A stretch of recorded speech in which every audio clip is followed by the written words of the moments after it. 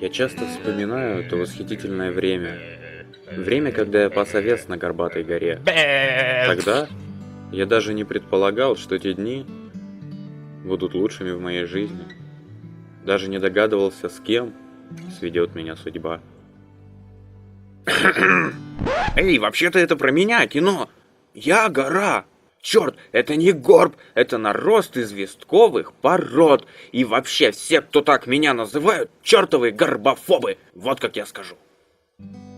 А вообще, привет. Мне 150 миллионов лет.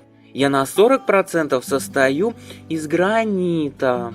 И владею 37 елками. Если ты утес, похожий на Эверест, ну или хотя бы добрый любящий холмик, я буду тебе очень-очень рада.